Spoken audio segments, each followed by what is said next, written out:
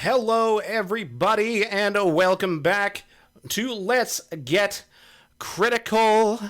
I'm joined by the lovely, the wonderful, the ever so handsome Geek Dad versus the World.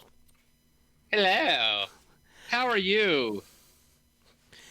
I'm doing well, everybody. I am BestKindGaming. This is Geek Dad versus the World. You guys know us from other great shows such as More Than a Mouthful, but this is our show. Look at us. Look at us. We are the show. Pride of ownership. And we have ownership.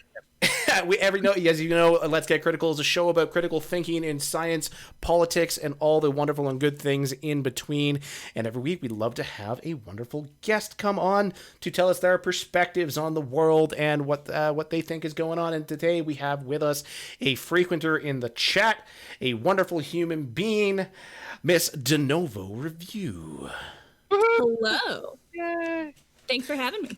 Oh, it's an absolute pleasure. Oh, fuck, I mixed up the names again. God damn it. Enigma, that was literally just for you to see if you were A, in chat, and B, awake. And you were successful on both counts. So every fucking time is what this is how this happens.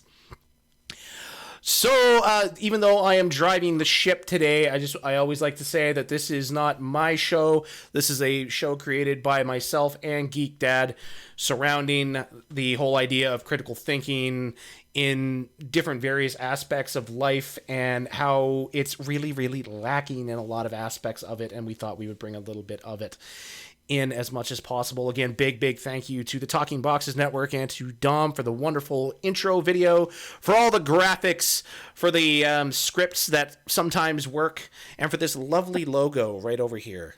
Yes. Very, very beautiful. Dom, thank you so much. You're a lovely human being. Mwah. Love you. So the format of the show typically goes, we have a session with either myself or Geek Dad, and then we flip, and then we go straight to our guest, and we end up having our guest talk about whatever it is they love, whatever they're passionate about, or whatever they think that we need to know about. And the topics you can always find down here at the bottom in the doobly-doo, and hopefully the script will allow me to change them in a timely fashion. Term. The doobly-doo. Yeah. If you guys watch the Blog Brothers, that's what they call the comment section, down in the doobly-doo. I love those guys. I always thought they were great. Can we get a TikTok in chat? Actually, so Geek Dad, tell us about your foray into TikTok. I'll be honest.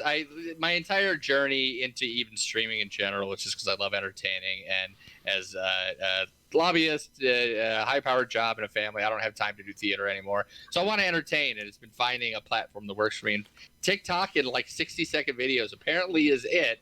So it's just been me finding a lot of it's just been me trying to, make people laugh and enjoy themselves, and apparently I got lucky. So and you do I'll take it. You do it so well. It's so good. Ah. And DeNovo, would you like to take a minute and tell us and the chat a little bit about yourself and what you do and what you're bringing here? And Sure.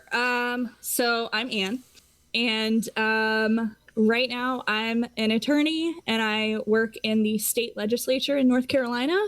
And on the side, I work political campaigns. So I do a little bit of that. I'm a super big policy nerd. So that's what you're going to learn about tonight. Well, we love learning shit here. The sexy policy talk. Yeah. State That's government, the good, the bad. Right there. State government, yep. The sexy. The sexy. Great. So, for anybody in the chat that doesn't know us, I'm BKG, Best Kind Gaming. I'm a scientist and Twitch streamer, Geek Dad versus lobbyist and Twitch streamer, and the dear DeNovo. We've just heard all about her, so great human. Hello, everybody. Hi. I don't have a good intro structured, so we're just winging it. That's how that's happening. So we're gonna move on with the very first aspect of the evening. It is a somber topic. Sadly, as usual, we can't talk about anything lately without talking about COVID. And I'm going to just. What is that? I'm sorry. What is that? What is that? So we're Americans. There isn't any COVID here. There's no COVID. Yeah. It's phase 2. It's phase 2. There's no COVID. Yeah. There's no COVID. Well, you can't have a phase 2 if you don't stop phase 1. Oh no! What happened? Oh, we lost Cam. Oh, we lost camera. That's because I'm dumb and not Oh. used to this script. That's why. Oh, are you bringing up? I thought you were bringing up the Johns Hopkins. I am bringing up the Johns map Hopkins of thing. So I just depression. the map of depression. I am looking at it now. Just as of the recording of this show, we're at 9.9 million confirmed cases worldwide, 2.5 million in the U.S., and closing in on 500,000 deaths worldwide. And so, I mean, we all know this is a really tragic thing. It's affecting everybody in various different ways. And I guess we just take 1 second, one moment to just really think about the impact that it's having on everybody, and maybe take a silent moment, whether or not that's a prayer or it's just a moment for you to really think about the people who have lost somebody in this. So just.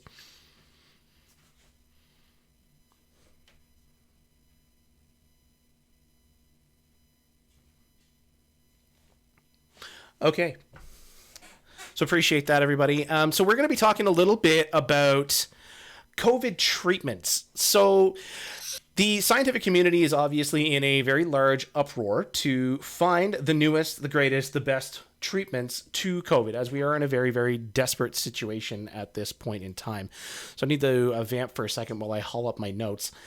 And so, of course, the one of the ones that you've definitely heard about in the most recent little while is chloroquine or hydroxychloroquine. And we'll just give you a quick intro as to what those are. So chloroquine and hydroxychloroquine are drugs that are used for the treatment of malaria, is their biggest use. And they're also used as anti-inflammatory drugs for some things like arthritis and some cancers and stuff like this, but mostly for the anti-malarial effect, because they seem to have a effect on parasites and bacteria, on their growth. And how it works in terms of malaria, we're actually not 100% sure, but yeah, so we've heard a lot about chloroquine simply because it is being touted as a miracle drug by the politicians of the world. So today I'm going to be breaching the areas of science and politics a little bit. And Ooh, look at you. Look at you me, I know. You. I'm a breacher. Ooh. So, go ahead. No, it just sounds uncomfy. Everything about COVID is pretty uncomfy. That's I'm fair. still waiting for us to be at the point. Who here has seen My Big Fat Greek Wedding? Ugh. I'm waiting It's for been us a to be long the time. dad with the Put some Windex. Windex. Like, that's going to be where we get to, which we really kind of did get there with the bleach, didn't we? Mm-hmm. Like, isn't Donald Trump the dad from My Big Fat Greek Wedding at this point? More or less, yeah. And hydroxychloroquine is the Windex. So, yeah, inject Windex or, UV light directly into your veins. That's how you do it. So Donald Trump and the Prime Minister of Brazil, Eduardo Bolsonaro, are touting chloroquine as a great success, a miracle drug that will save us from COVID. And in fact, it's been reported that Donald Trump is even taking it prophylactically, which means he's taking it as a preventative measure, which is probably not the best idea in the world. But this is a drug that's become heavily politicized, and I just wanted to cover a really couple of things about the critical thinking about how this has gone down. So firstly, the reason we're here is because there was a study a little while ago in what we call in vitro study, which means in glass, in a test tube, in a dish, what have you, that was looking at different compounds that would slow the replication of a virus. So a virus will take its DNA or its RNA, inject it into a cell, make a bunch of copies of itself, and then either burst that cell or slowly leak out of the cell. That's a whole lecture for another day. So, but what we want to do is try to slow the replication and division of the virus so that the immune system can take over and kill it off. And the scientists were looking at different compounds that would do this, and then in glass, in vitro, in cells, they saw that chloroquine or hydroxychloroquine would slow the replication of the virus, which is a really great starting point. But the problem, and I was saying this to my wife earlier, there's nothing that drives me crazier in science than, well, it was shown to kill cancer cells in a dish. Well, gasoline kills cancer cells in a dish, folks, so let's not exactly base everything on that. Wait, are you saying I should be drinking gasoline? Yeah, You specifically should be drinking gasoline, yes. Okay. That's only because you hate cats, though. Yep, fair. He deserves it. Just the facts, folks. Just the fact. So as a result of that study, there's been a lot of interest in the drug throughout the scientific community. And I mean, some politicians have taken it again as a miracle drug. Great thing, like Trump and Bolsonaro. But there was a great big study of 11,000 patients in Oxford called the Recovery Trial, where they treated about 1,500 patients with hydroxychloroquine, and then the rest with normal standard care. And they saw 25.6% died. 25.6% of the patients that took it died. 23.7% of the patients who didn't take it died. So you might think to yourself, well, there's a 2% difference there. That actually sounds like it's a little bit more dangerous, because if 25% who took it died and 23% didn't, it sounds like it's a little more dangerous. But that's called, in that case, it's a 2% non-statistical significant difference.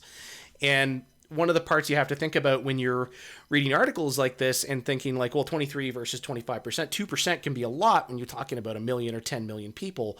But you have to remember that the non-statistical significance is really, really important here, because we're saying what a statistical test does, it asks, is your data set different enough from random chance? Is it an actual true effect, or is it because of random chance that it ended up happening this way? And they found that compared the two, this was just random chance. So this was 11,000 patients in total with 1,500 given hydroxychloroquine. That was pretty damning on this study. But that 2% that died because of it, that kind of led people to think, well, maybe it's dangerous. And there was a even bigger study of 92,000 people on a multinational registry. Folks, all the references that we have are going to be posted in our chat. I know I keep saying that and we keep not doing it, but we're going to do it this time. We're going to take all the notes from today's today's session, and we're going to put it in the chat, and you guys can have a look at them. Practicing for your job, BK. Practicing for my job. For that job. So anybody who doesn't know, I had a big job interview last week for professor position, blah, blah, blah, blah, blah. We're moving on. So this large study of 92,000 people actually found that hydroxychloroquine caused cardiovascular defects in people at an alarming rate. But here's the thing. All this data came from a private company who was not willing to offer the data when investigated. So they got published in the biggest journal that you can pretty much publish in science, called The Lancet. And when this paper got published, and I'm going to go through a little bit about how papers are published a little bit later in the scientific community. But when it got published, somebody looked at it and went, that seems sketchy. Can we see the data? And they said, no. Well, okay. Hey, BK. Yeah. I have a question for you. Okay. Is it important in science and the scientific method that something be able to be replicable? Bingo! Is that important? That's very important. So Okay. This paper ended up getting retracted because the company would not participate or cooperate with investigators on the data. So I was going to go through it a little bit later, but I'll go through it now. So again, I am in science. This is something that I do and I rely on a lot. If I have data that I'm willing to put out into the science sphere, I write up a paper, a manuscript, and I submit it to a journal for publication. The journal then looks at it. The editor, say this is Geek Dad. Geek Dad looks at it and says, yeah, okay, this looks like it would be good for our journal. Maybe it's in human genetics or medicine or what have you. Then that paper goes off to 2 to 4 reviewers who are in the field, but not necessarily related to the journal at all. So I get requests from journals to review papers within my own field all the time. And I can agree or decline depending on whether or not I feel that it's in my wheelhouse, whether I have the expertise to review that paper. And then I spend probably a week or two reading the paper, understanding what they did, and then I write up a formal review where I say, okay, the paper was great, but I don't buy this, I don't buy this. You said this, but you don't present this. And then they have a chance to refute my review. But the problem with this is it takes a long ass time. Okay, but where do I go to read a BKG paper? Because I kind of need it now. Kelsey Ann, I can send you my Google Scholar account once we're done here if you wish. So at that point, the people who wrote the paper, myself, I would have a chance to say, Geek Dad, you're a dick because you rejected my paper because you're jealous of the size of my beard. Oh, your beard. Okay. Beard. Yeah, beard. yeah, no, just your beard. Yeah. So so you got a chance to respond to the reviewers. The reviewers might then say, I review papers all the time, and I say, like, look, I disagree with the way you've done this, and they'll say, okay, well, we disagree with your disagreement because this is the way the study was designed. And I might go, yeah, you know what, that's fair enough. But like I said, the problem with this is it takes a lot of time. Scientific review takes a lot of time, and this is something that's going to come up a little bit later when I'm talking about another drug. But as Geek Dad pointed out, isn't it important that things get replicated in science? But the problem in science right now is there's so much drive towards innovation and new things that there's no glory in me replicating Geek Dad's study. I'm better off going out and doing my own study and publishing something new than republishing something he's already done. So there's a lot of papers. I love the idea of scientific papers as a method to subtweet people. But so you know what's funny, actually? You actually get to know, this was not the purpose of me talking about COVID treatments, but here we are on scientific review, and it's a very important thing that I could go on about for hours. You kind of get the sense after a while who's reviewing your papers, because you know who the experts are, and you kind of get used to what their opinions are. BKG didn't come to my party, but his data's good. So you can kind of get a sense of who people are. Sorry, Anne, go ahead. No, I was going to ask a question. I know fuck all about science. I was a political science major. I know nothing about real science. It's not the same thing. We try to think it is. It's not. It's not. So is that issue happening right now because COVID's moving so fast and what we're learning about COVID is happening so fast, or is that a normal issue? So this is something I was going to bring up a little later. No, it's fine. It's a great question. So the thing is that, yeah, it's slow. It's a slow process. It takes weeks. It takes months sometimes to get a paper from a publication to a paper from writing, manuscript to review into publication. It takes a long time. It can take months. It can take a year sometimes. So there are now, because COVID research is moving so fast, we have something called preprints, where you can pretty much submit your manuscript to a site like, I think it's called BioRxiv or MedRxiv. And you pretty much post your paper up there.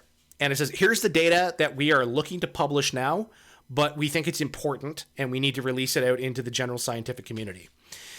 The problem with this is that you are sometimes releasing data that's not necessarily fully vetted, right?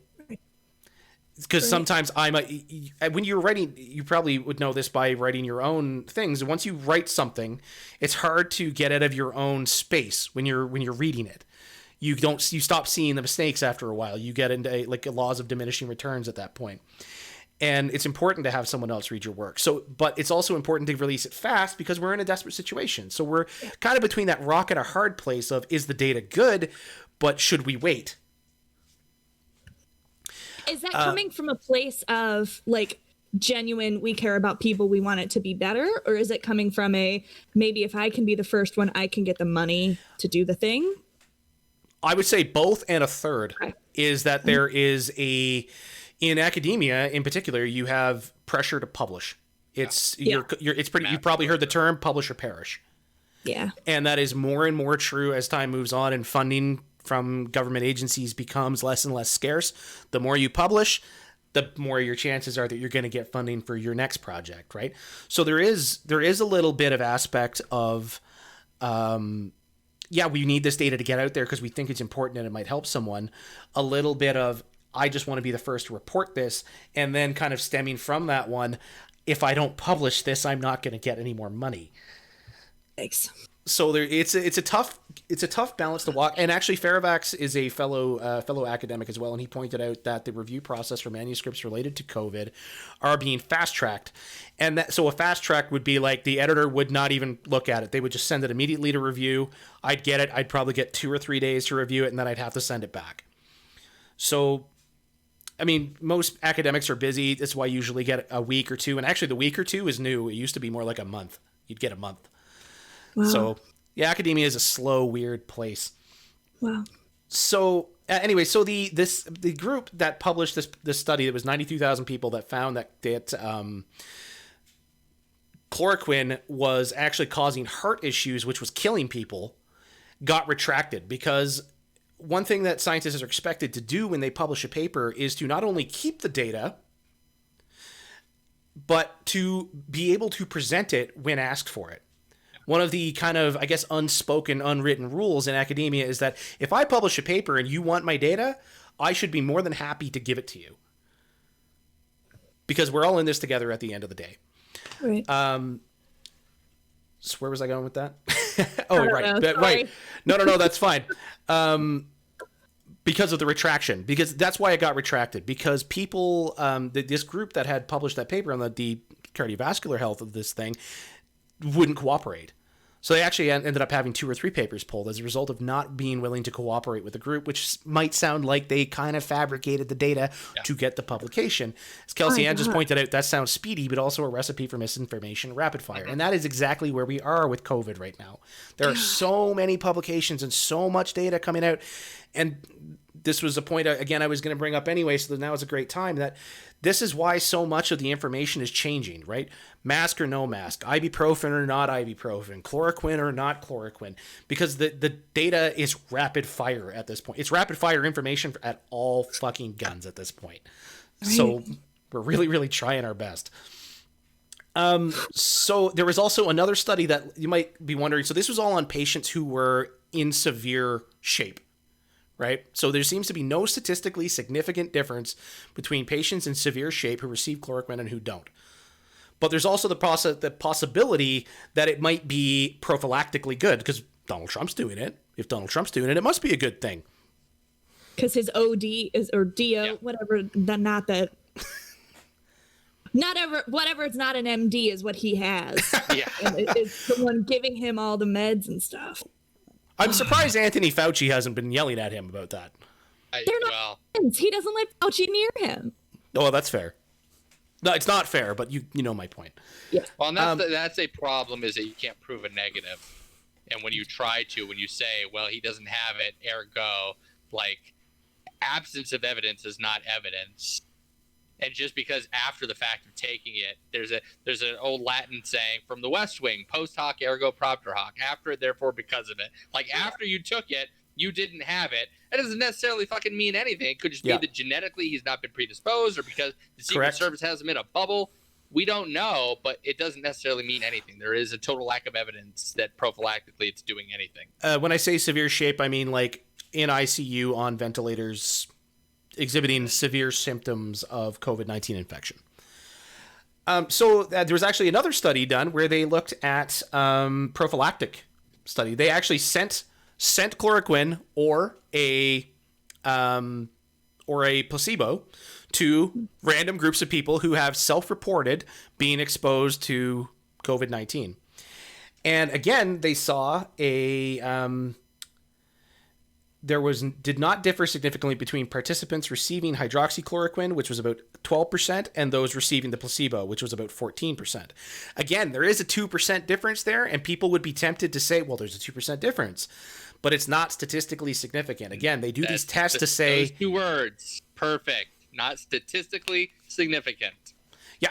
And this, again, is your sample size is small, your standard deviation is high, your conclusion means nothing, you're a bad scientist, and you should feel bad. Exactly, Manager Cat. Put that on a jacket or a bumper sticker. It's a little long for a bumper sticker, but put it on something. Stand there in your wrongness and be wrong. Be wrong.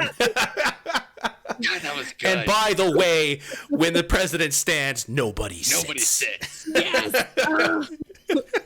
Josiah Bartlett for president. Amen.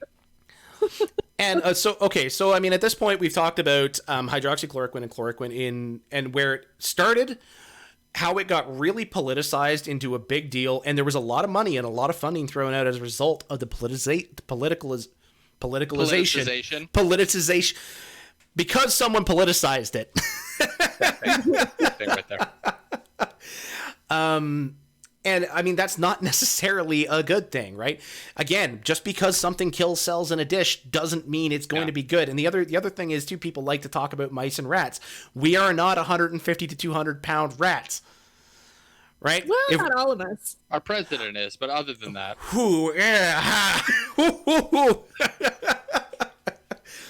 And I'm going to talk about one last instance, and this is going to be the real critical thinking part of it. And if you guys want to ask more questions about the the scientific process and publishing, I'm happy to answer them. But I'll get through this part first on like how this got politicized to a point where it was really, really bad and where this real critical thinking aspect needs to come in. In Brazil, they were doing chloroquine studies. And if you've been following anything at all about Brazil, you know that Eduardo Bolsonaro is the prime minister or president? The prime minister? I think there's his president. President? Dictator. Let's call him what he is. Let's call him what it is. He was actually saying people need to man up, take off the masks, and just get over this COVID thing. And they have had a huge surge in cases. It's been... Sounds familiar. I can't imagine. I know who would do that. Yeah. So there was a study that was being carried out by this group, by this guy named Lacerda, Lacerda. And this was published in Science magazine just this week, and how Brazil has become a nightmare for both scientists and COVID infections.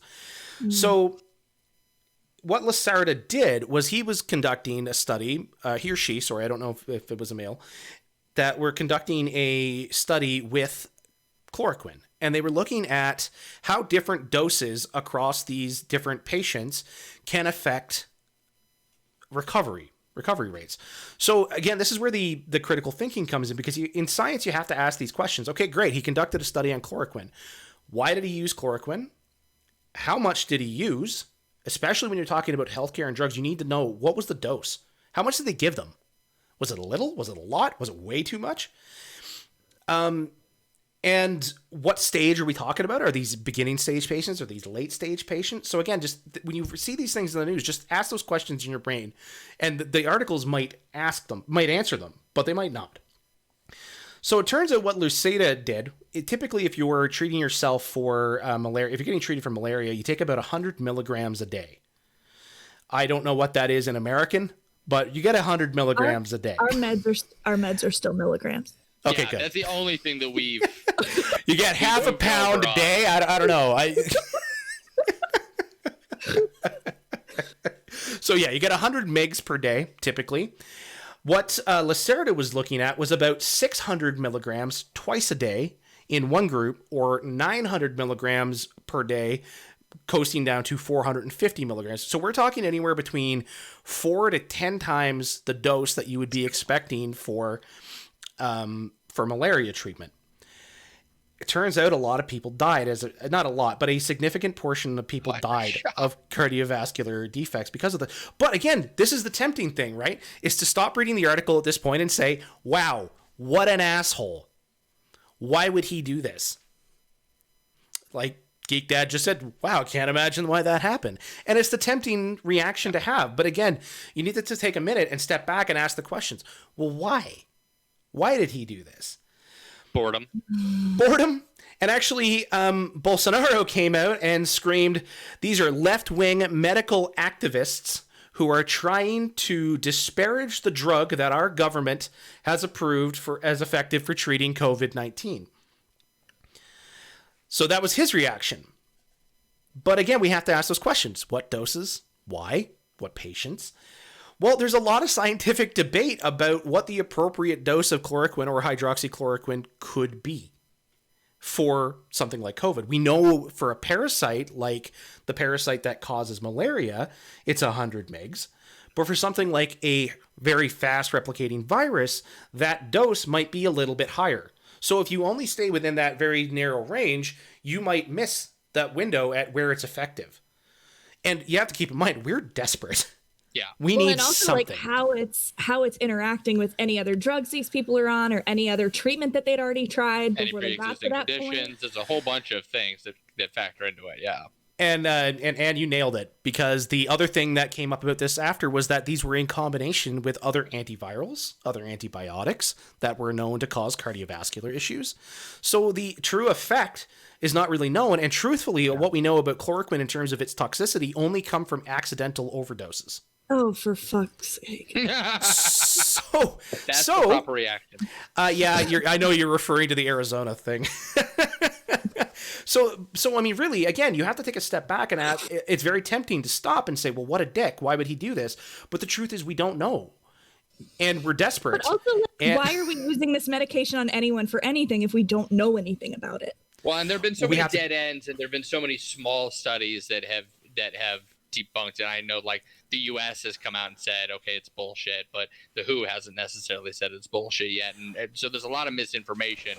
But the problem is that once you've hit your head against the wall a few times, maybe it's time to find another wall. So the WHO has their own trial going that was going, and has actually been stopped because of the data from 3 other studies that have pretty much said all the same thing. There is no statistically significant difference in people who take chloroquine versus those who do in COVID-19. So that was it's good that we explored it, in my mind. Yes. But I think we explored it too hard because it was so badly politicized. Well, and I know in the United States, not only did we explore it too hard, but then people who actually needed these medications for like off-label uses, it was running out. You couldn't find it anywhere. It was the same thing with like albuterol. Yeah, it was the same thing with albuterol at the beginning because everybody was freaking out about respiratory stuff because I couldn't get an inhaler for a long time. But it was the same thing with hydroxychloroquine. You couldn't get any of those type of medications because for a month there, Trump had everybody believing you need to go get it so you don't get COVID. And so it was really hard to find. That's incredible. And it treats multiple different things. My wife has just been diagnosed with RA. And one of the medications that she came up with 2 pieces of paper, methotrexate and hydroxychloroquine. See?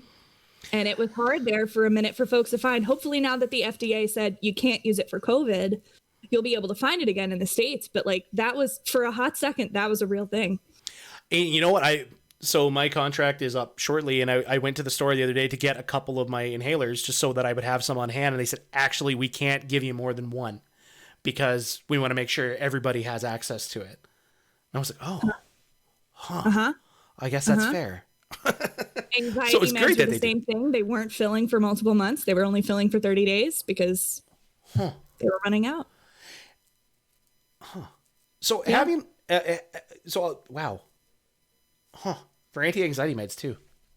Yeah. I guess so many people are so fucking anxious. Anxiety and depression meds you couldn't get more than 30 days because we were running low.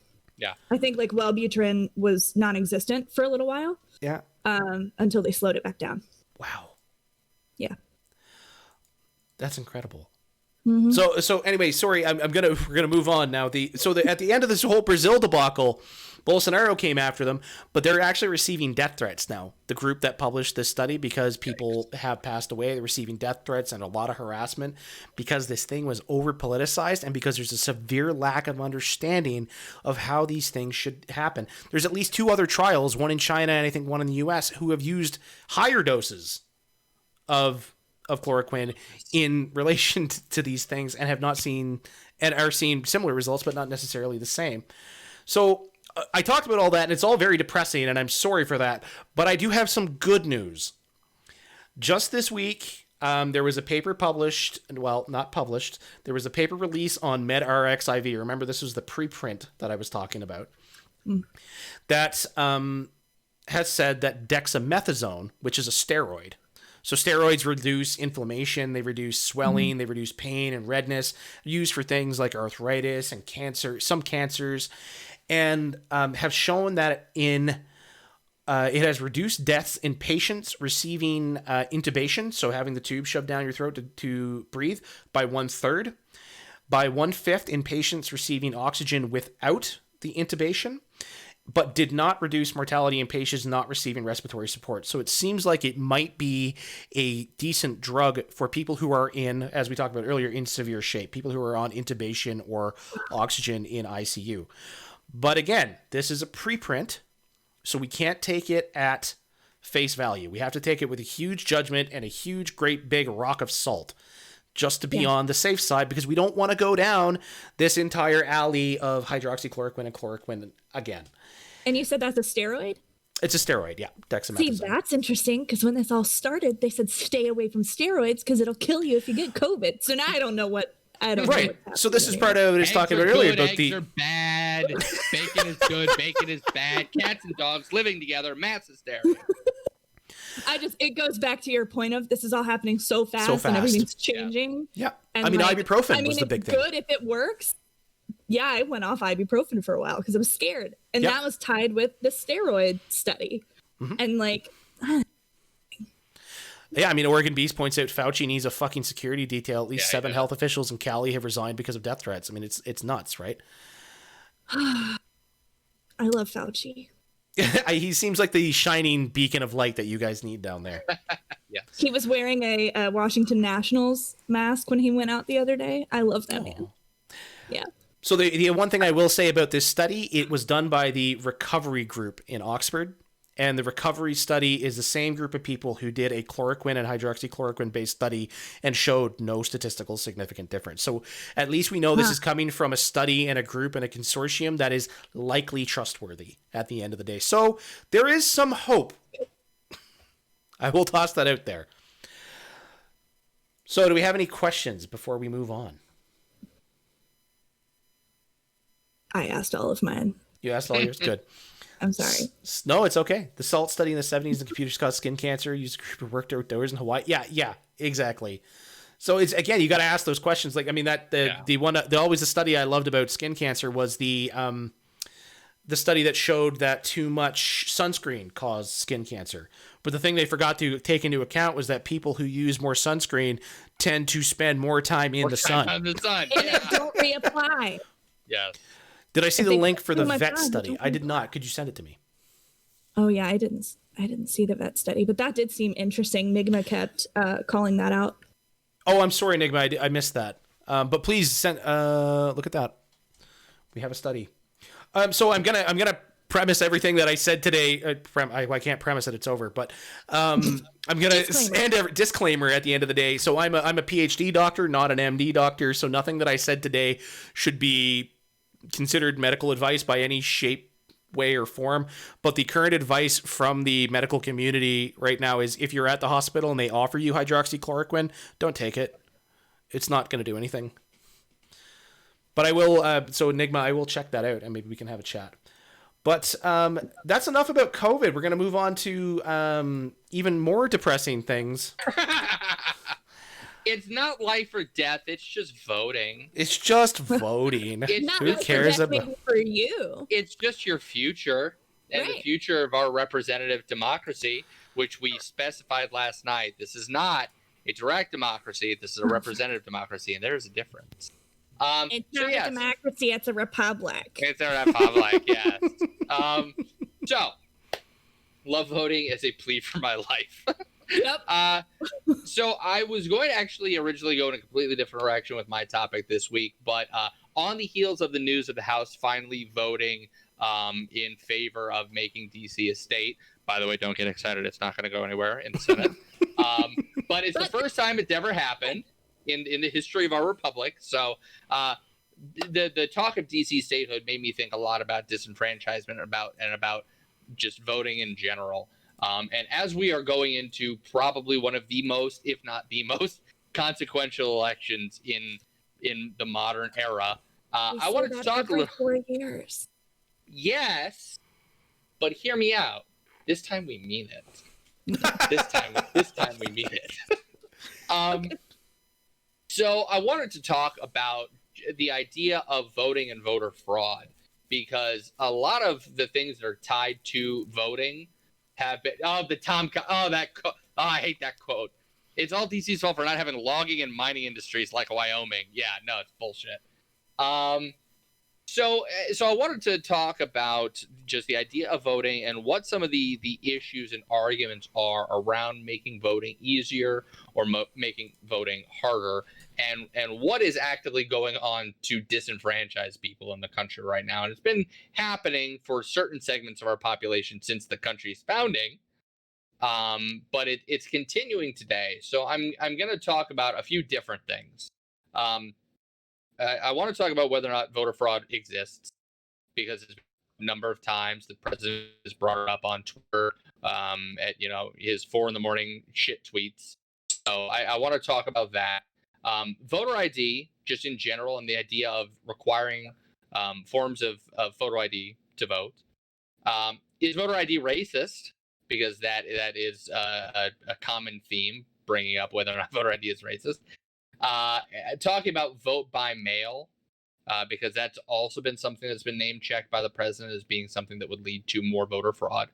And then just some fun quotes to round out my segment. But I want to start with voter fraud because that's where everybody talks about is okay, in a given election year, do these things that make it easier for people to vote, voting by mail, voting absentee, do these things actually make it easier for people to cast a fraudulent ballot? And doesn't that happen all the time?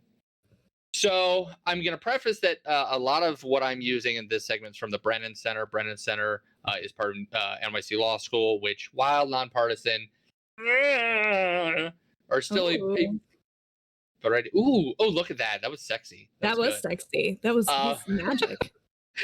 So I do want to say the Brennan Center is seen as a more progressive body, so take it with a grain of salt. But a lot of the stuff around voter ID, I feel like is more on the nonpartisan end. So the incidence rate of voter fraud, according to the Brennan Center, is 0.0003 to 0.0025%. So to give you a comparison, your odds of being struck by lightning in a given year in the United States is about 0.002%. And this is funny because I made up that comparison in my head before I actually read the rest of this article, where further down in the article, they made the exact same comparison I just did to a bolt of lightning. So the odds of it actually happening are incredibly rare. To listen to certain people in certain political spheres talk, it's rampant. It happens all the time, and Democrats especially want to allow millions of dead people and animals and foreigners to vote in our elections. So you should be afraid of lightning. I mean, I'm not going to lie; it's a scary thing. So in the 2016 election, the Washington Post reported there were only 4 confirmed cases of in-person voter fraud. That was out of 135 million votes cast. And guess what? All 4 of them were from Republicans. There was a Trump voter in Iowa who said that polls were rigged, and that was their reasoning for the in-person voter fraud. Texas Republican who wanted to test the integrity of the system. A Republican woman in Illinois who filed an absentee ballot for her dead husband. And a woman who was hired in Florida, in Miami-Dade County, to open absentee ballots, but was caught filling in other people's ballots in support of a Republican mayoral candidate. You went through the first 3, and I'm like, okay, I guess it's not so bad. Okay, that guy's kind of a dick. Oh, well, she voted for her husband. That's kind of cute. Can't you do a write-in ballot? Yeah. Yeah. And then the last one's like, oh. The last one's a bummer. They're all a bummer. I can do you one better from 18. Well, so we're gonna get to that one. So I bring that up because when we talk about debating, right, we talk about critical thinking.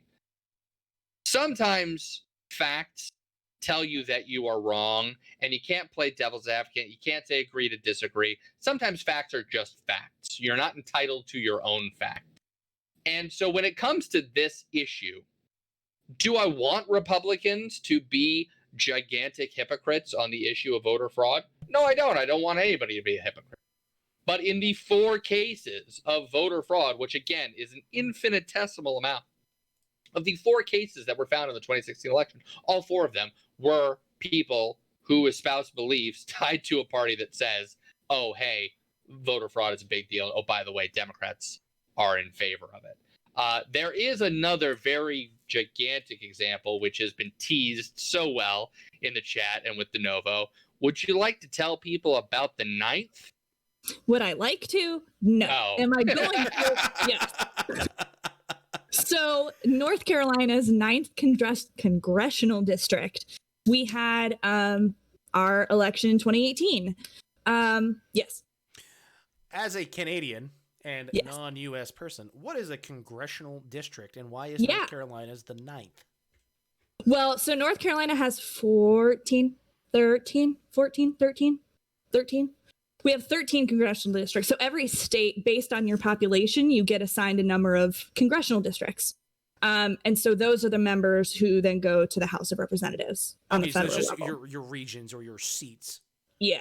Okay, Yeah. okay, Correct. okay. Then we have the we have the same basic Two thing. But bodies apportioned differently. Representation in the Senate is to a state, but in the founding of our country, there was a concern about sizes and populations of states and being over or underrepresented. So the compromise was in the second of our bicameral legislature, the House, it would be apportioned by population, and that gets changed every 10 years. So every 10 years, it's still a certain the number of seats doesn't change, but where they are apportioned can change depending on population of the state. Yes. So we are expecting to gain a seat after the census because we have more people here now. But so the 9th is just a portion of North Carolina. So it's down by Charlotte in the southern part of the state on the South Carolina border. And the election results came in. The incumbent Republican won by 905 votes to like this dude named Dan McCready, who's a Democrat, who he ran an impressive campaign, but I was still like, I don't think the seats flipped enough. You know, it's not gonna happen. Election night happens, 905 vote difference. Impressive. So they were gonna probably call for a runoff anyways. And we get reports of from one of the counties, some people saying, yes. what does call for a runoff mean? Oh, so if your election comes within 1% of the vote, like 1% of the votes cast, you can ask for, or not a runoff, a recount. A recount. Oh, okay, gotcha. Yeah. I'm gonna constantly ask these questions because No, I appreciate it because I mean we've also got people from across the pond too, so Yeah. definitely. And I won't say the right words like I just didn't right here. So 905 votes. It's not a lot. It's a fairly big congressional district. People were like, I had some weird things happen. This dude was like walking around collecting ballots. And like, I looked on the website because you can, in North Carolina, you can search your own, like you could go look up my name, my last name, and find my voter status and all my information. People went to go track down their ballots and noticed my ballot never made it. It wasn't counted. That's weird. Turns out this dude and his flunkies were going around these two counties, picking up ballots and either changing their votes, filling in votes, or just not turning them in. And it came out to 2,500 is the max that we can guess. 2,500 ballots that he messed with. And de novo, And the election was 905 different. Can I ask you again the party of the person who? Oh yeah, he was a Republican. Yeah, he was hired. He was well known in Republican circles as a Republican operative. And it turned out that the incumbent candidate, knew about him and ended up during the trial, and it was the hottest voter trial I've watched in a long time. The candidate ended up resigning instead of testifying. And well, gee, I wonder if that had another election, and the Republican ended up winning, whatever. But it was massive because here in North Carolina, the Republicans had been saying for the longest time, we need to get rid of voter fraud. We've got to pass voter ID so we don't have fraud. And then for them to get caught with their pants down, being the ones with voter fraud was really bad. I mean, they had their executive director of the party out in the hallway with a board trying to do the math to show that it didn't actually affect the race. That's how bad it was. But so here, their party chair ended up getting indicted. The dude who was doing all the things ended up getting indicted. I think there's 4 people with criminal charges. So I guess I have a bit of a question here. Like we have IDs obviously in Canada that, I go to vote, I give them my ID, they check the address, they go, yep, you're in this district, this region, whatever, and they cross my name off the list if I'm a registered voter or what have you, and then I mark off my box, I put it, my ballot, I put it in the box, and I go. So, and I also just hit puberty there, just in case you guys missed that. My balls dropped. It's been a great day for me. How do you? I realize the discussion is around voter ID and the fact that it might be a little bit racist or depending on the area. But how do you prevent things like that if you don't have a proof that the individual has, say, already voted, or that It's an ID for everything, Nigma. Yeah, no, and that's a good question because there are valid arguments to be made about issues with voting in this country in general. Because yes, there are hundreds of thousands of names that are on voter rolls that have not been purged that should because of felonies or because of deaths. Because a lot of times states just don't have the money or the resources to adequately administer elections properly. Because you got to remember, elections are not just about the day of. No. It's about the entirety of the infrastructure before the election and then after the election. And when a state doesn't have money, that's when you start seeing issues with long lines, shutting down poll centers, not having educated polling volunteers if you don't have those resources. So a lot of people think, well, okay, one way that we can do this is we can have your photo ID. If you have a photo ID, a government issued photo ID, or you have two of them, then boom, now it's not going to be an issue anymore. So that was a very good segue because... But can I say before we switch? Sure. For my experience here in North Carolina, to make sure that it's me, they do the same thing. You walk up to them, they ask who you are. I tell them my name. I give them my address. You always have judges at the poll so they can recognize, if you say somebody else's name and they know it's not you, they will say no. It's all on computers, so you can't vote twice because they will already have pinged that I went in and voted, and it hits the system immediately. So there are already checks in place so that I couldn't go vote as someone else because I'm not going to, even if I know that information, if they've already voted, it's going to be in the system. I also get a vote. I don't know if you guys get this. Like I get a voter card in the mail. Yeah. When it comes to federal elections. Okay. Yeah, we do. I do too. And it usually tells you where to go vote, but you never have to bring that with you. Except with us, you have to bring your voting. I think if you bring your voting card, you don't need your ID or something like that. Or it makes the process easier. I can't quite remember now. Mrs. BKG is in the chat, I think. Do you remember how we did this? But anyway, please move on while she responds. Interesting. So one thing to point out too is that is just in her state. That's in North Carolina. Yeah. In our country, there are 50 different standards for administering elections. Right. So at the federal level? No, at the state level. But for federal elections, the elections themselves are still administered. So one state could have an electronic ballot, one could have a Scantron, one could have the CHAD, the punch cards, like we're in Florida in 2000. Mm-hmm. The states administer the election even when it is for a federal and not just a statewide office. Now the laws around what you can and cannot do at the polls stay the same nationally for a federal election, but the way that you run the race and what election day looks like, not at all.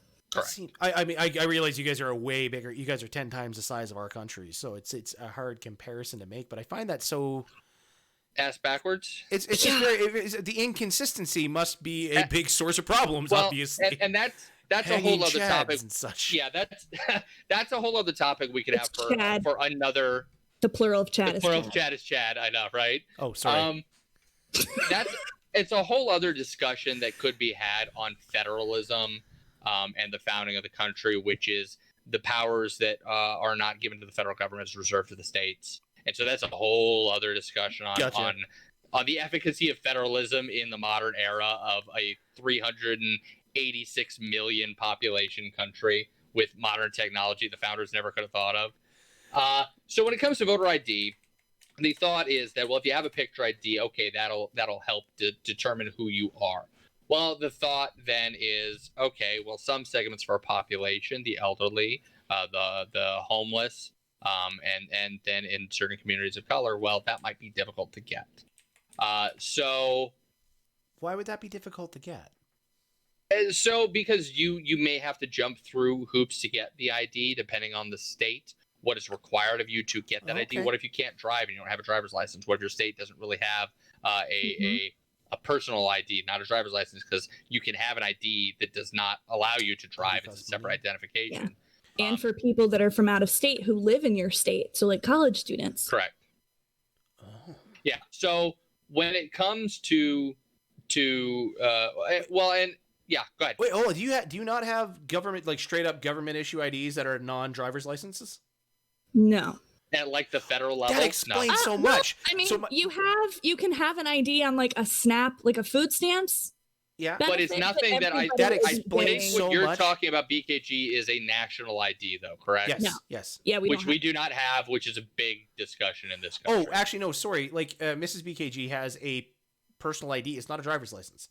It is a provincially issued ID card that can be used federally.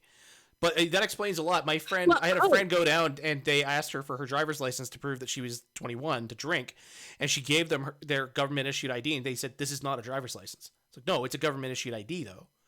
No, we can't take this. We do have those now, where you can get a state ID card. Mine is also my driver's license that has a gold star on it. That means that I can get into federal buildings. There's also an enhanced ID now called Real ID that you'll need to use for travel in October. I think it's October is when it kicks in. This is very educational for the Canadian. No, but absolutely. Oftentimes it's linked with your driver's license. Right. Yeah. So when it comes to IDs, underserved populations, I'll use Brennan Center again. It is seen sometimes. There are a lot of arguments in the academic community about the efficacy of some studies on racism and voter ID. Some studies in the early 2000s were discredited as not having adequate data. The data sets were flawed.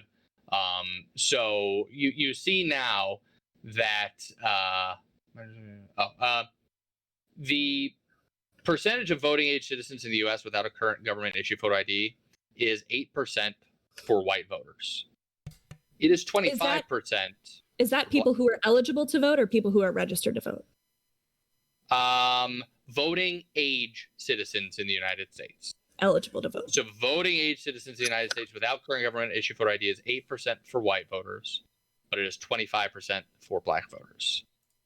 So that is a large disparity. Yeah. The question comes in, well, is voter ID, does that affect the turnout of a voter? Does it? Yes. Are you waving? Okay, I thought that was another question. Oh no, sorry, I saw Big Papa come in. I was no, Big Papa. This is waving. This is question. Waving. Gotcha. Oh, don't worry, I'll make a question face. Like, so studies are mixed on whether or not there is depressed turnout amongst minority voters because of voter ID laws. Most recent studies saying the effects do exist, but are minimal. So I tried to look at a few different studies that were mentioned in some articles. Of the ones that I saw, there was one in Texas, there was one in Michigan. They did find that voters lacking proper ID, it did skew non-white by 2.5 to 6 times as many voters. But in the Michigan example, the number of voters that were lacking that ID was 28,000. So it's 0.6% of overall Michigan voters. So it comes down to, okay, it is a problem. How big of a problem is it? I maintain, and I'd like to bring this back to something that DeNovo said earlier when she was talking about the person standing outside of the clipboard, like, no, it wouldn't have made a difference anyway, is that regardless of the largesse of the problem, right? When it's wrong, no matter how many people it impacts. I don't care if it only impacts 5 people. It was wrong anyway. It's big for those 28,000 individuals whose constitutional right was messed with. Which, when you hear Republicans say people, my forefathers fought and died for the right, blah, blah, blah, blah, blah, unless you're a black voter that's probably going to vote for a Democrat, and then it's okay. So I mean, it is a problem, and it's a problem in the courts too. The courts are finding these laws to be racist. And I know we're running a little bit long, I know, from the previous segment, but I'd like to read this part in its entirety because I think this is a hell of a thing. In North Carolina, sorry, North Carolinians, which I know make up, I think, like 40% of the Talking Boxes networks viewership. This was very specific Republicans in North Carolina, so it's no offense to me. In North Carolina, the legislature requested racial data on the use of electoral mechanisms and then use that data to restrict all those disproportionately used by black voters, such as early voting, same-day registration, and out-of-precinct voting. Precinct is a subset in your district. So it's just like a congressional district. Think about it as a similar thing, but for voting. So absentee ballots disproportionately used by white voters were exempted from this voter ID requirement in North Carolina. The legislative record, and this is the part that I'd like everybody to be listening to, the legislative record actually justified the elimination of one of the 2 days of Sunday voting because, quote, counties with Sunday voting in 2014 were disproportionately black and disproportionately Democratic. Yep. So I'm gonna read that again because this is from the legislative record. This is on the record of the North Carolina legislature. And it hasn't gotten much better since. Justifying the elimination of one of the 2 Sundays of Sunday voting because counties with Sunday voting in 2014 were disproportionately black and disproportionately Democratic. So the documents acceptable for proving a voter's identity in North Carolina, there were ones disproportionately held by white people, such as a driver's license, a passport, veteran military IDs.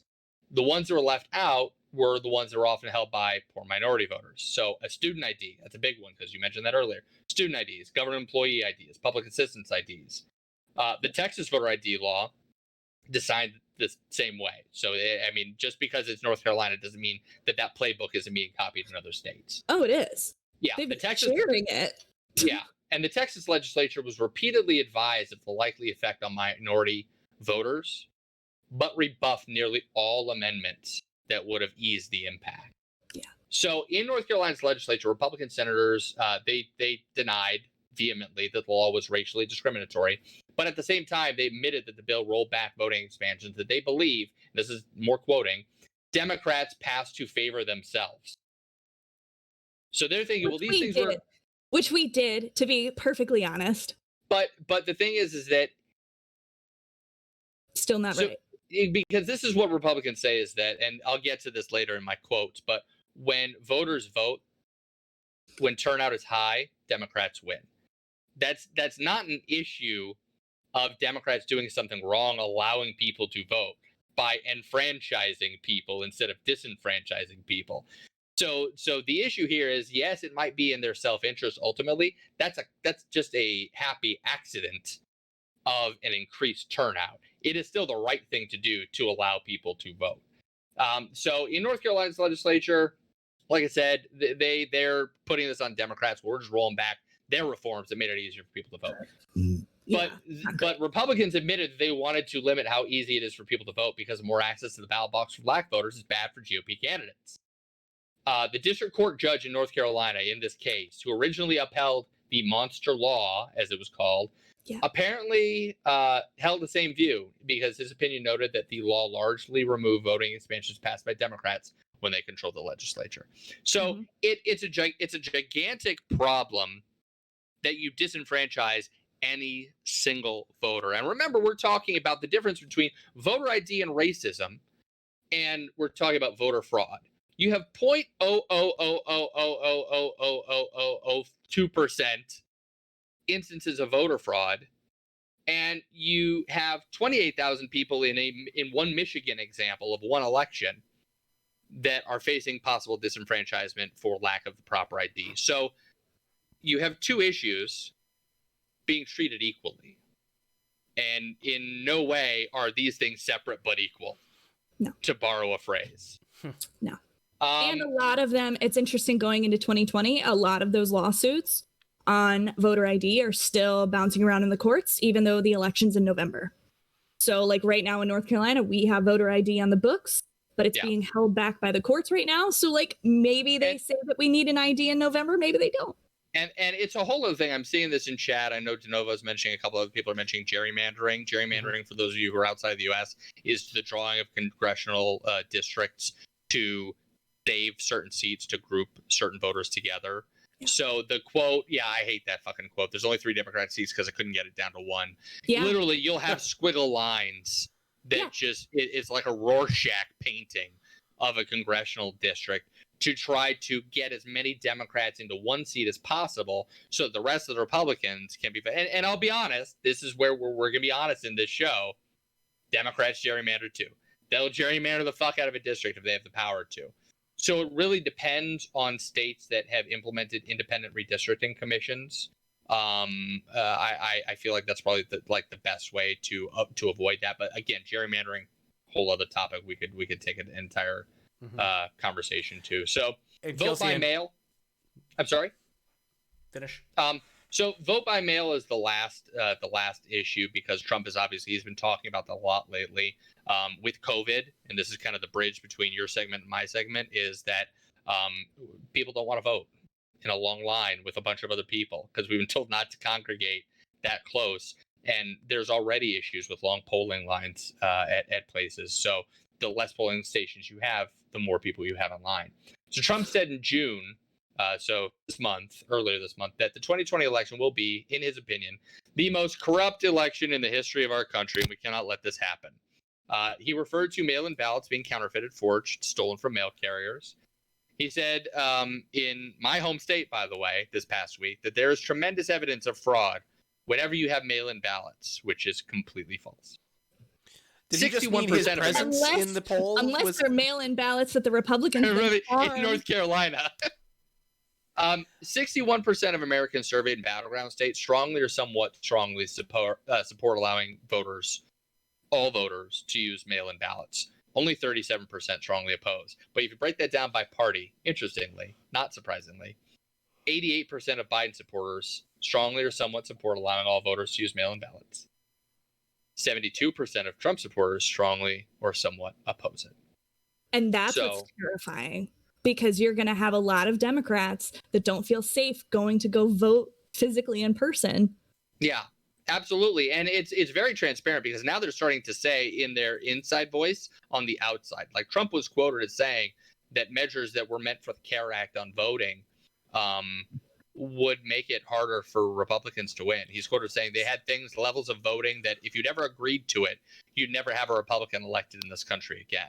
Because again, when people come out to vote, when you don't suppress them, typically Democrats do win. And I don't know what that says about Republicans or the Republican Party or Republican ideology, but maybe you should work on changing your like New Coke sucked, so they stopped making New Coke.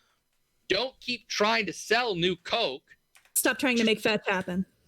Yeah, exactly. Like, if you're Coke and Pepsi, like, just enjoy that you're Pepsi and try to make Pepsi taste better. Yes. So I think we'll maybe end it there, because our last 20-25 minutes want to give our guest a chance to shine.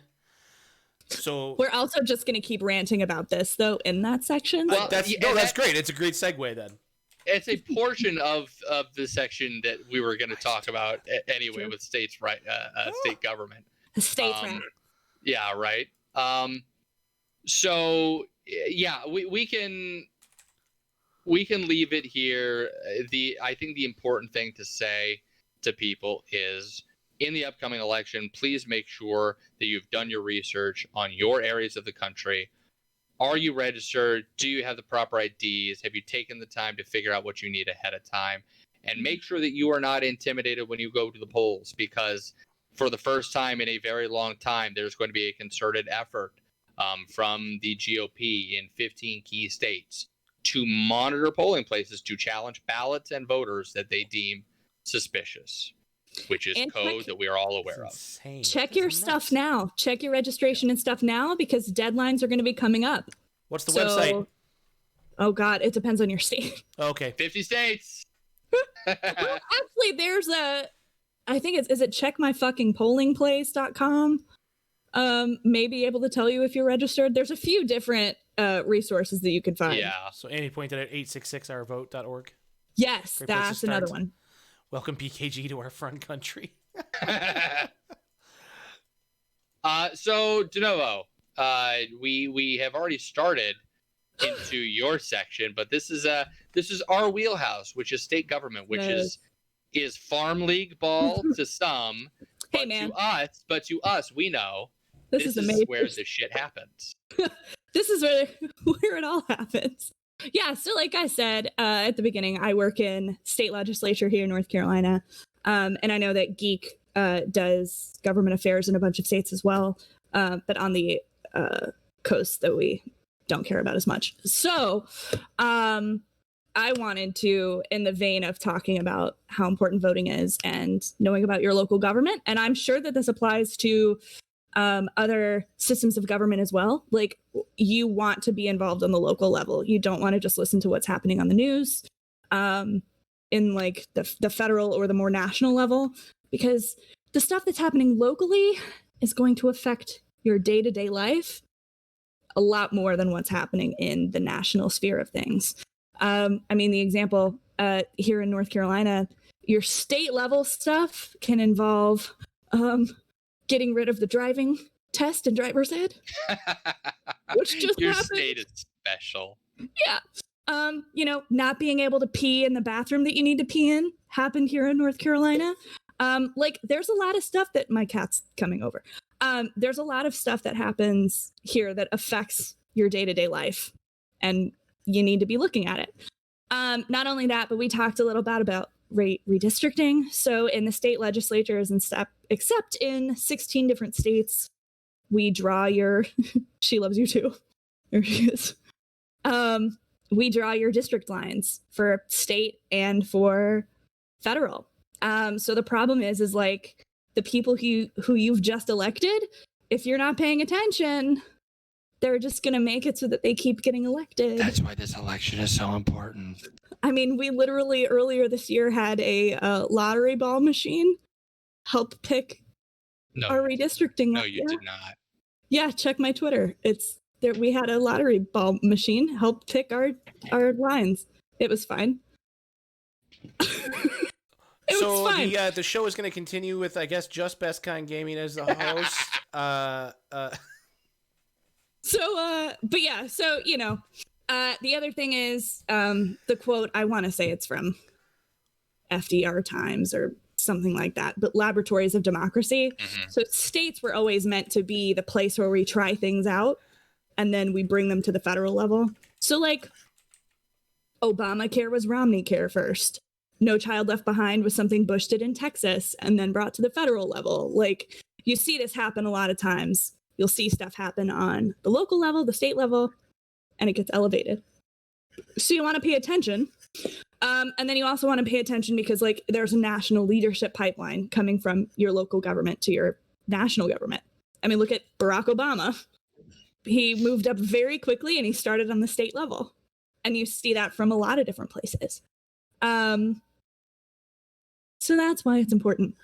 The recent history, which is stuff that we've sort of discussed, especially around voter ID, we deal with in 2010, the Republicans were like, oh my God, we lost to Obama, we lost Congress, this is a disaster.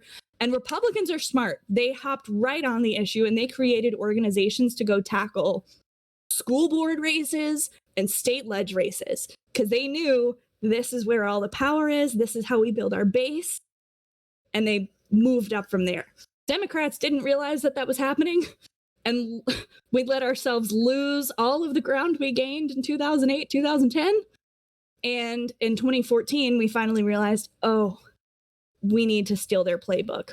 So now Democrats have similar organizations, but they're not nearly as good at it. And I if any of them are watching, I love you guys. Thank you for everything you do. I appreciate your help. But so can I just bring up a point? Kelsey Ann says, like, Democrats are so fucking useless sometimes, and I hate it. I love my Democrat brothers and sisters, but we are so damn good at snatching defeat from the jaws of victory in our lack of ability to frame, in our lack of ability to not make the perfect the enemy of the good. Like, I love my party. I love my party's principles, but my party itself kind of sucks.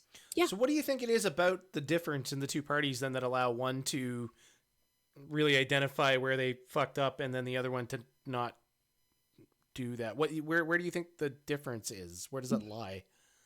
With Republicans, it was they had the better strategy. I also think that Republicans for longer, because we're seeing it now from Democrats, but Republicans have always been based on fear. They react out of fear and they use fear to mobilize people. So when a black man became president in 2008, they reacted out of fear. They mobilized their people and they said, we need to win back our states. This can't happen. It's lizard brain versus forebrain. Right. And Democrats are like, well, but we're right on the issues. We're going to win because we're right. We have the moral high ground. And like, that's just not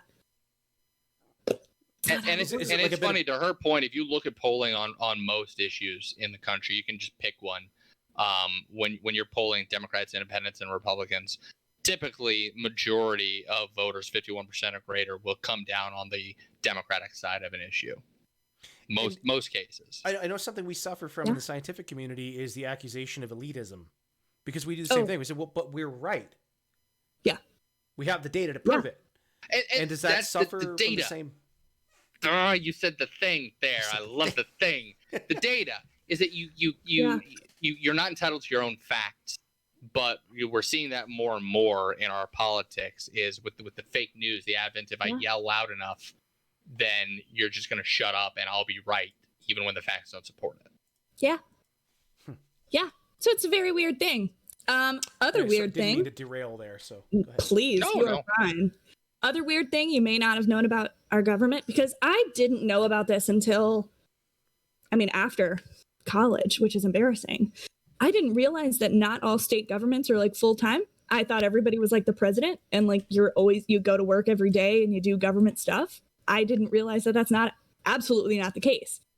So there's like 5 different types of state legislatures, and I'm not going to go through all of them, but there's only a handful. I want to say, what's it look like? 1, 2, 3, 4 states in the union that are full-time state legislatures with full-time staff. What are the 4? I know California and New York. What are the other 2? Jersey? Looks like Massachusetts and is that Michigan? Massachusetts, Michigan? Okay. Yeah. So, that's insane. I didn't realize that was the case. So I'm in one of the hybrid states where my representative is part-time. She makes $13,000 a year plus per diem. Arizona, it's about 23,000 as a part-time legislator with a per diem. Yeah. So she makes $13,000 a year. I make more than she does. I make more than double what she does. Because I'm the only full-time staffer she gets, which sucks, number one. But she's constantly, like, this week we had session go until 11 p.m. 2 nights, and then 3 in the morning one night. And so she literally had to get up the next morning and go to her other job for most of the day because she hadn't been able to get in any hours. So you see in states like that where they're part-time, you get a lot of lawyers, you get a lot of people who are independently wealthy. Right now, it's shocking to me. We have one gentleman who's a public defender. We've had a teacher, and he didn't last very long because he couldn't, you don't know what the schedule is going to be. Yeah. You know what? So that's really sad. That is really sad. It reflects a lot on. I used to love listening to Neil deGrasse Tyson give lectures. He's a brilliant lecturer. Apparently, he's kind of a dick. But anyway, that's neither here nor there. He's believing a lot of his own press. But the one thing he said, what drives me crazy about Congress and government is that, you look at them as it's lawyer, business, lawyer, business, engineer, business, lawyer. And where are the scientists? Where are the teachers? Where are the rest of life? But they can't swing it. They can't swing it. That makes so much more sense. Well, they can't swing it. And it's a huge issue. And so, my job is I do lobbying and advocacy work with state governments. And that's an issue that I find when I go in to educate on my issues area specifically, which is on fintech, what's called fintech policy, financial technology.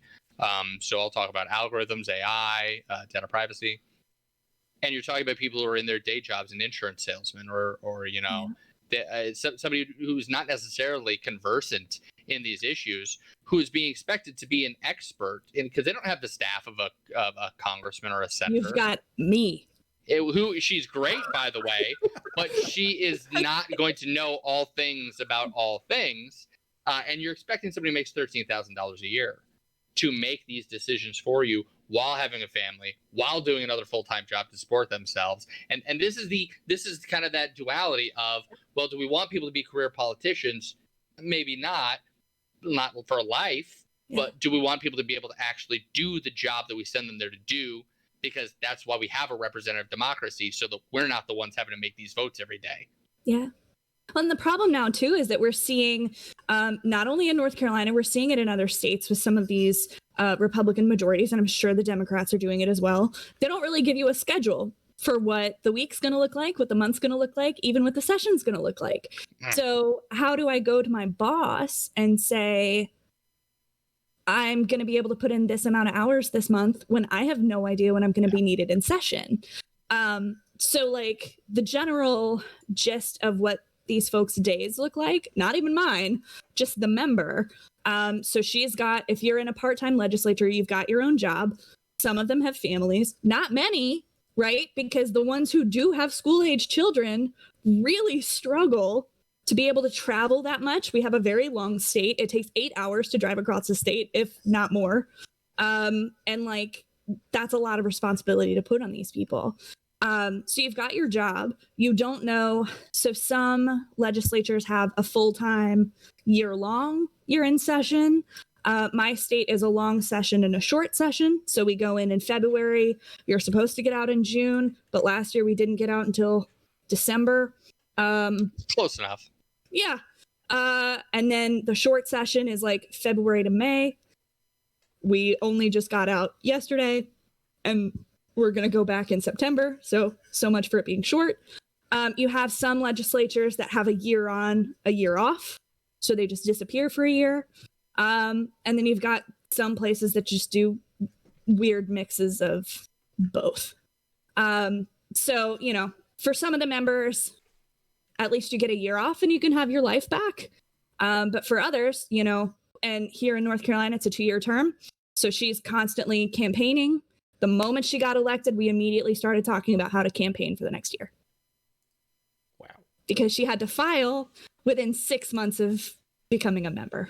Hey, DeNovo, can you, because I know we're running short on time and I really want you to hit this because this is, to me, one of the most distasteful things about politics in general is she files because she needs to run. What else does she need to do on a daily basis to run for re-election? Let's talk about call time. Yeah, besides kissing ass of the most prominent constituents and cities in her district, it's call time. So I am special. I am also her campaign manager. That doesn't happen for a lot of people because there are very strict rules on what time you can use to do what things. So I am all after hours, or if something happens during the day, I have to take that time off to be able to work for her on the campaign. But so call time is all time. And call time is when she literally calls people and asks for money. And I gave her, after she won her election, I think I gave her 4 months before we had to start call time again. And it was just like, thank you so much for helping me win. Do you have more money? So How much she time literally did you spend doing this? So she is in a safe seat, which means she's going to win. It's a very blue seat. So she's not in any danger. She only does about 2 hours a day. Every day. So I usually have her doing 10 hours a week of call time. In a safe seat. In a safe 2 seat. hours a day is just calling, asking for money. That's brutal. For her and for the party. Yes. That's brutal. Yeah. So right now we're raising money for our caucus, which is like the Democratic House peoples. Yeah. And we're going to give, since we're in a safe seat, and I want her to, this is the other sad thing, we want her to become leadership, which means I need to raise more money to gain influence so that she can become a leader. You know what? Have her be an influencer on TikTok. She can't do Twitter. I do her Twitter. Geek Dad for president. I don't trust her. No. But yeah, so on top of everything they're doing, constituent services, part-time work, having a real job and a family and all these things, they're also still running their campaigns. We have town halls, we have campaign events, and she's doing 10 hours of call time a week. On top of 3 a.m. votes in the freaking house. Now, Geek, you did mention we were running low on time. However, I mean, you folks are doing most of the talking, but I'm happy to keep going if you folks, because I realize I went a little long and Geek didn't get a couple of. No, you're fine. I'm curious as if you have any questions, because you've been rapid fire. America's fucked. What's this all about? America's fucked. What's this all about? So is any of this? Do you want clarifying on any of the stuff she's talking about? Well, I don't know enough about the politics that we do here in Canada to know how long our members of Legislative Assembly or House of Assembly spend. How long are your calling. elections? Oh yeah. Oh How god, often do you vote? the longest election we had was in 2016. That was Harper versus Trudeau, I believe. And how long was that? Versus Trudeau election length. Yeah, that's the thing with every 2 years. Once you get elected, you immediately have to file again. Too quick. 11 weeks. Oh, geez. Our campaign is 11 weeks. Yeah. That's not how it happens here. Here for the presidential, you're talking about basically the month after the next congressional election, you're running again. And for people in Congress, she's right. You get maybe a 3 to 6 month hiatus to actually learn how to do your job before you're running again. Wow. We filed. Yeah. So she was sworn in January 1 because I let her. First week of February was when we actually started session. She filed for re-election first week of December. And that election won't happen until this November. Yeah, like and It's Farrah 11 pointed out too months. that like 11 months is nuts. Elections aren't regular things in Canada. Yeah, like we don't do an every 2 year cycle. We do a federal election every 4 years, and we do a provincial every 4 years. Oh, see, we have an election. At least here where I am, there's an election. You can vote on something every single year. If it's municipal, county, federal, or state, Ballot there's an election initiatives. every single year. Mm-hmm. Maybe I just don't participate enough, but yeah. So Farrah points out too. 22 from 2000 to 2011, we had 5 federal elections.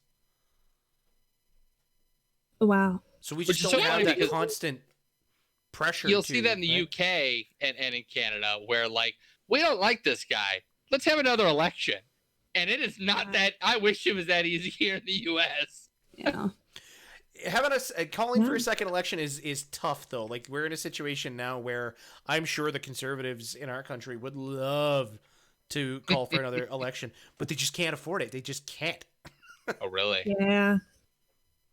Yeah, because we'd have to have a vote. So we'd have to have a vote of no confidence, because the Liberals hold a minority government, so they'd have to pair up with somebody to go for the vote of no confidence, and it would be a whole debacle that they just cannot afford right now.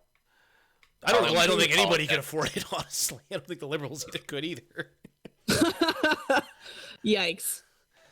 Yeah, it's super weird, the way that it works, and you're constantly thinking about election. So even now with all of the COVID stuff that's happening, you know, we're looking at a lot of these governors and wonder, you know, the governors of these states and saying like, I wonder why they're doing that. And then you remember he's up for re-election in November. So he can't piss off a ton of people because he's up for re-election. Or, you know, they're doing something, you know, to win points, like some of these sheriffs saying like, I'm not going to do that. You don't have to wear a mask. Like it's because they want to win points for their election in November. Can we not talk about sheriffs, because our sheriff that I thought was gone forever, Sheriff Joe Arpaio, is running again for election for Maricopa County Sheriff. Well, he has a clean record, so. And you guys vote for your sheriff? Yeah. Yeah. Like I don't know if it's elected everywhere, but I think most municipalities elect their sheriff. Okay, so once again, Faravax, he's running. Once again, have to point out the fact that Faravax is a Canadian friend of mine. Him and I grew up in the same province, throughout the same program, and he knows just a ridiculous amount about everything. And he's like, "What? This guy's running again?" He's the only nationally known sheriff in the United States because of all the controversy surrounding his tent city, the treatment there. I'm gonna show you this right here. See if you can see it. Can you see it? There it is. Sheriff Joe, re-elect Joe Arpaio, 2020. Sure. I saw that and had a heart attack. So yes, Pharaoh, drink up. I wonder what the percentages of like Canada voter turnout versus U.S. voter turnout, percentage, like per capita or something like that, is like? Oh God, I don't want to know. Because I just wonder, like, are you guys just inundated with constant need to vote for something that it just becomes, you know, like in the COVID situation, there are people not wearing masks now because you're just used to it, right? It's just, well, it's part of the world now. Oh, well, yeah, whatever. Yeah, it's no big deal. I wonder if there's the same just apathy for voting because you're constantly inundated. Isn't it mandatory? Oh, no, you don't have to. No one votes. No one votes in the United States. We like the circus. We like the show. If voting was as easy as like American Idol, you know, or whatever, I'm sure people would do it, but they just want the theater. But it's exciting in my state when we hit 11% voting. God, that's sad. And that's 11% of registered voters, which is about 60% of the population. Oh God! I can tell you. Found out that sheriffs are elected in all states except for Alaska doesn't have sheriffs, Connecticut doesn't have sheriffs, and apparently Hawaii and Rhode Island appoint their sheriffs. Interesting. I knew a couple appointed. I didn't know which ones. To your question about voter turnout, by the way, voter turnout in the 2015 federal election in Canada was 68.5%, highest turnout since 1993. Our most recent, which was 2016, was 55.7%. So I just looked at elections.ca. And that was an increase, wasn't it? Yeah. So on 19th October 2015, which would have been our last big federal, was 68%. Yeah, 68.5, highest turnout since 93. So you guys were 13 points higher than us in your turnout. Right, but I mean, again, you gotta keep in mind, we only have 35 million people, so... Which I understand, but a lot more rural areas, I would assume, in Canada versus a lot more. In general in the United States. But we've never had a number... So what was the number again? 68.5? 68.5. We have not had that turnout since the election of 1900. Yeah, and even then, what amount of the population was able to vote? The amount of people who were able to vote at that point, 70% of land-owning males is not a lot of not a lot of people. Yeah, and Kelsey Ann, that's making it a federal holiday is a huge... There's a big push for that right now. Every single voting bill that I work on, we try to get it in there. It's never going to happen. It won't happen because, again, enfranchising voters helps Democrats. It hurts Republicans. Are employers required to give you time off to vote, though? Yes. Okay, well, at least... For a certain period of time. I think in Canada, you got to get 3 hours... The problem is that in certain battleground states and in certain areas, it is purposely restricted as far as voting times, amount of voting booths, to make the lines long enough such that the amount of time you get off from your employer doesn't make a hill of beans difference. Right. So just like Sam said, that's exactly what I was going to say. Yes, they are by law required to give you that time off. But if I look at you the wrong way in North Carolina and any of these at-will states, they can fire me for whatever reason. So I wouldn't dare risk taking time off to go vote. I would go vote on another day. Arizona at-will employment as well. Unions don't matter. You can be fired for anything. That's nuts. Yeah, you can't. You cannot get away with that here. Oh, you can get away with. It's America. Freedom. Freedom. You're freedom to be unemployed. Do we have any questions in the chat? Yeah.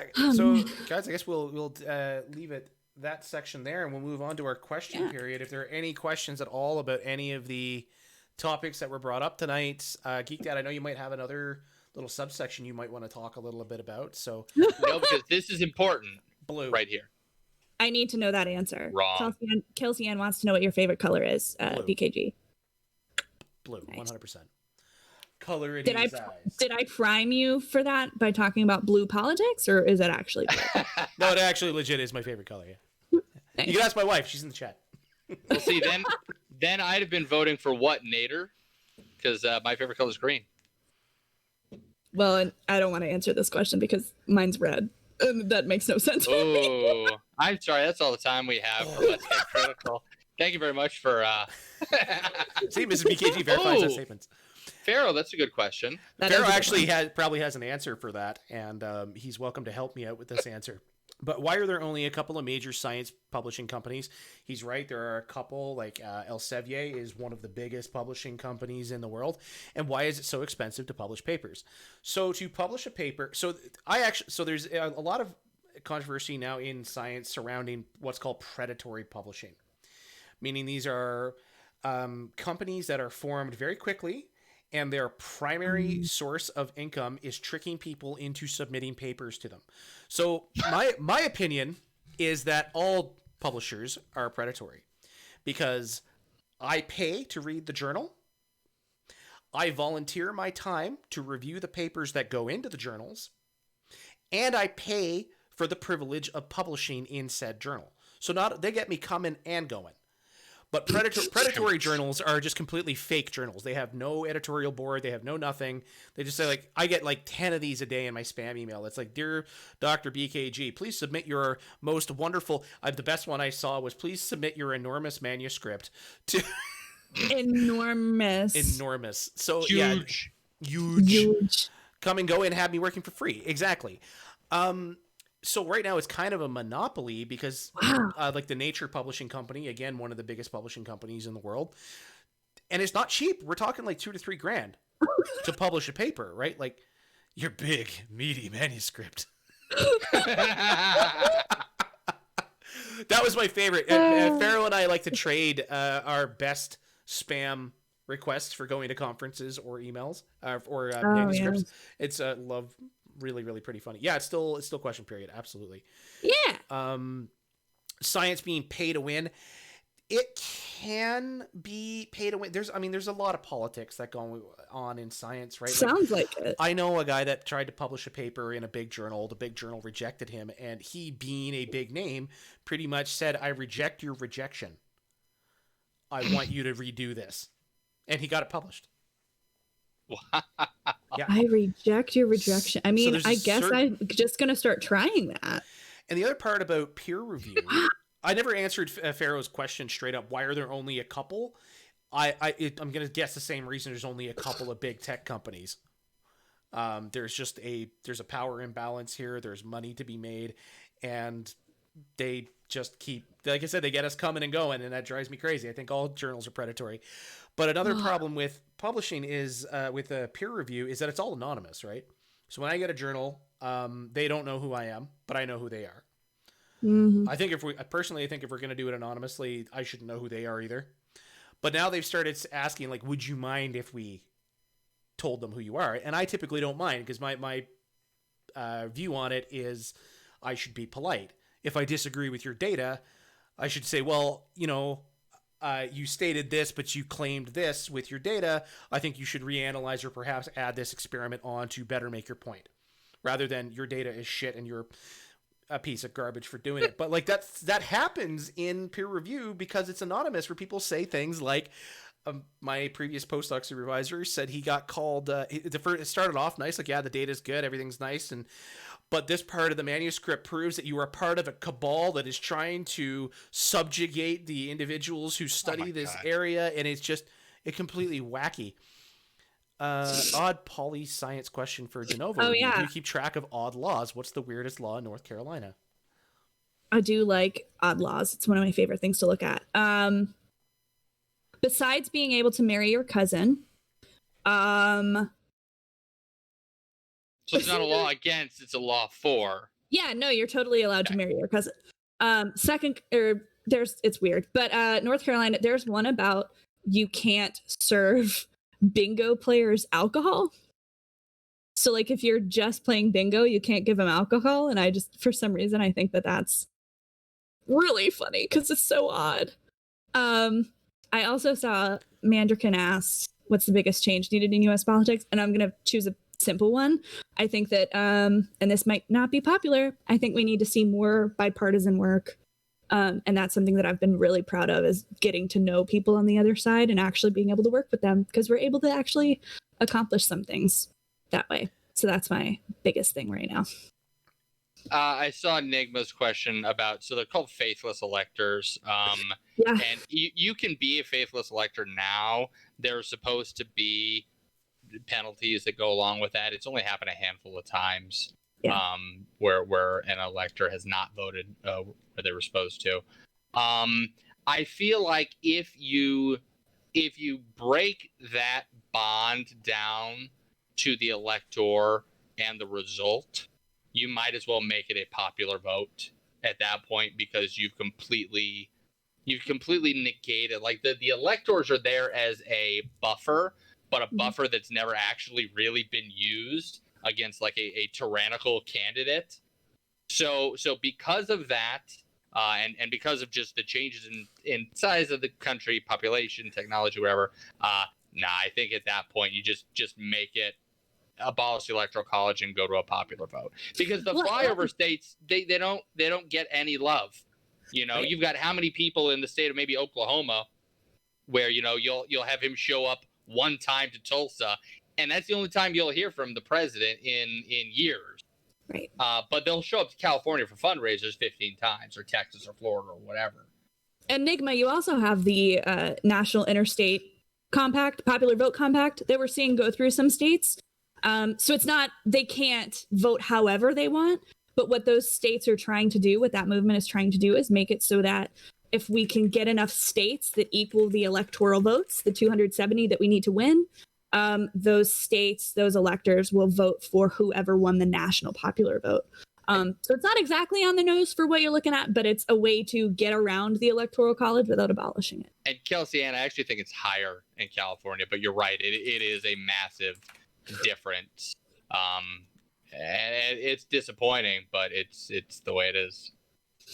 Yeah. And we've talked about this before too. I know that you addressed it to DeNovo, but I think my biggest change that I wanted to see, and it's something that Pete Buttigieg, when he was running, answered when he was asked what would be the one policy you could guarantee its passage, what would you change? And he said voting, the way that we vote in this country. And I feel like a lot of issues could be fixed if you just make campaigns 3 months long, make them federally funded. You have certain things you can put in place that would make stuff a lot better. Yeah. So I have a question for you both. Because I think Pharaoh was kind of hinting at this about first past the post style of elections, which you guys kind of have as well. Mm-hmm. If you could replace the system with any other system, what would it be and why? Oh, that's easy. Oh, it's easy. The UK system, because y'all out there have such crazy fucking party names, such like it's like a reality show out there on steroids. I would like, because it's already broken out here. Let's be honest. If I could at least have a broken system that's fun, I'll take that any day. So what's the system, just for those of us who don't know? I'm sorry? How does the system work for those of us that may not know? In the UK, so it's a parliamentary system, and it's like I think most parliamentary governments, where you're having to get a coalition of a bunch of different parties in order to get power and get the PM of your choosing, the prime minister of your choosing, to head up your coalition and run the country. But yeah, some of the very broken down. I mean, out here we have two parties. I mean, Green Party, Libertarian Party. You could argue we have more parties. We really don't. We have two corporate parties. They're never large enough to be successful. Yeah, and I would agree. I've for a long time I've been really interested in a parliamentary system, just because you would get a lot more ideas, because you get really stuck. I mean, I'm not a lot of people know it about me, but I'm now an unaffiliated voter. I left the Democratic Party, even though I work for Democrats, and I'm still probably going to vote for all Democrats in November. I left the party just because it didn't seem to fit. And maybe if we'd been in a parliamentary system, I could have found someone that I was more closely aligned with. Because it wasn't necessarily about the values, right? It's the infrastructure. Right. Yeah. So in Canada, we have a number of parties. As Pharaoh points out, we have the Rhinoceros Party, which make outrageous claims just for the sake of being funny. They're a great party. We have the Marxist-Leninist Party of Canada, the Communist Party of Canada. None of those get votes. But, I mean, seriously, we have our two big parties, the Liberals and the Conservatives. But then we also have the New Democrats, who have gained a lot of power over the past decade. We have, I hate these ones, but the Bloc Québécois. They are a Quebec kind of for Quebec, by Quebec group party. Then we have the Green Party, who made tremendous gains in the last election. They went from 1 seat to 3. Yeah. That's huge, though.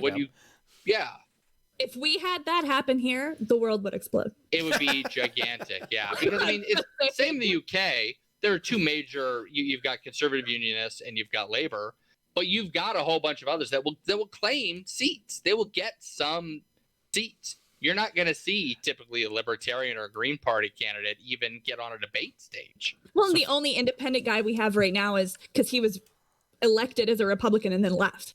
That's how we have an independent right now. That's how we always, I think, Farrah have has an requested en français, s'il vous plaît. Oh, you fancy. How dare you? I'm American. I just speak English poorly. That's a Simpsons Joke. Bart, I can't remember if it was Bart or Lisa, ends up at the wrong school. And they go into the class and they're like, "Wait, what is this? Oh man, I'm at the wrong school!" And all the kids laugh, and the teacher goes, "En français," and all the kids go, "Oh." Yeah, Amy, that's my favorite Canada story. Rob Ford. It was Trump before Trump. Yeah, and now his brother is actually the premier of Ontario. Of course. What?